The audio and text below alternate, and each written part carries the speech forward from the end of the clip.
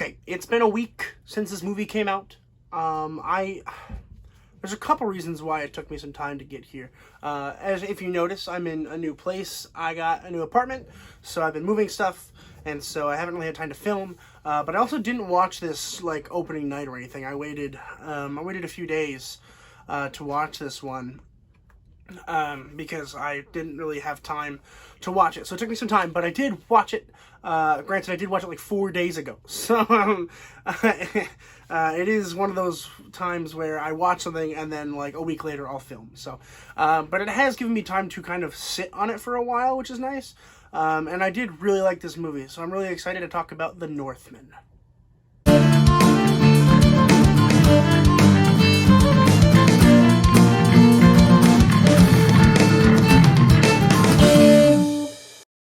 The Northman was released in 2022. It was written by Jean. I can't pronounce names. I'm apologizing. And Robert Eggers. It's also directed by Robert Eggers. Now, this film, it's kind of complicated, and I don't want to spoil anything. But, like, the way it's marketed is basically this man from the north. He witnesses his father's death, and his father's the king, played by Ethan Hawke.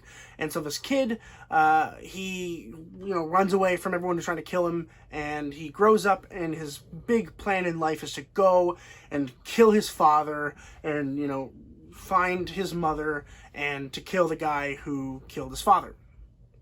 And it's like a 2.5 hour epic is how I would set the stage for this. It is very long, but it doesn't really feel like it's 2.5 hours, so it does a really good job with pacing.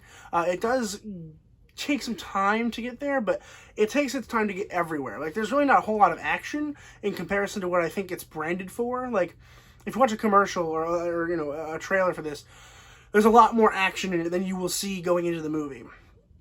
Which is fair, because that's how most marketing is right now. It's very much, branded towards people who want to see big blockbuster action, because that's when I put butts in seats. And it worked. I mean, lots of people have seen it at the Southside Cinema, so that's pretty good.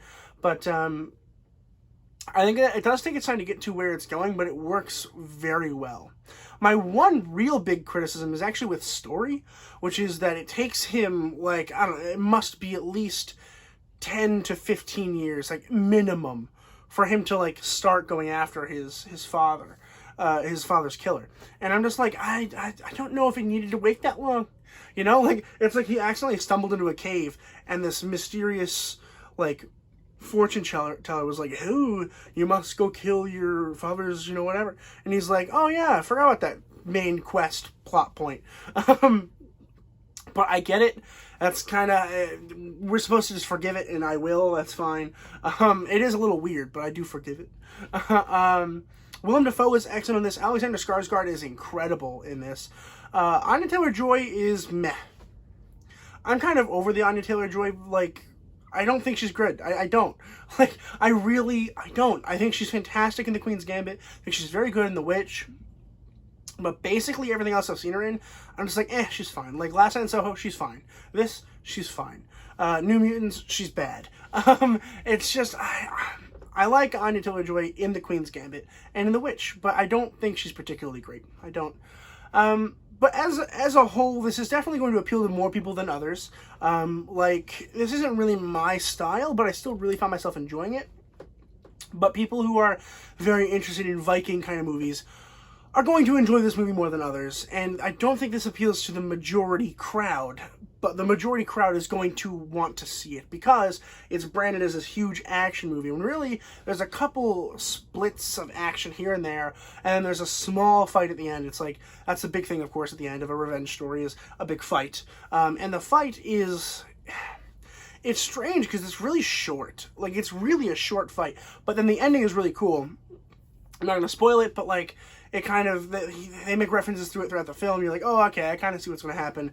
And it's not what you normally would think would happen in a typical revenge story. It definitely went kind of the Green Knight way, where it's kind of a little bit more ambiguous, but it does give you an exact plot point, and it allows you to think about why that plot point happened. And I can't talk about it because spoilers. But yeah, I thought it was smooth. I thought it was nice. I didn't think it was overly pretentious, which some people are saying. I didn't think that.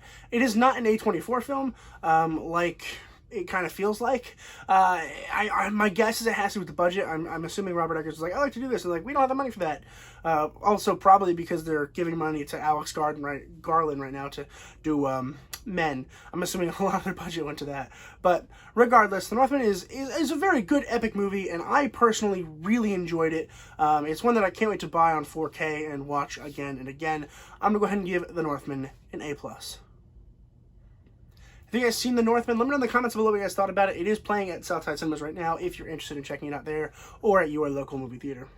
Trying to think if I have any news for everyone. I don't think I really do, besides like subscribe.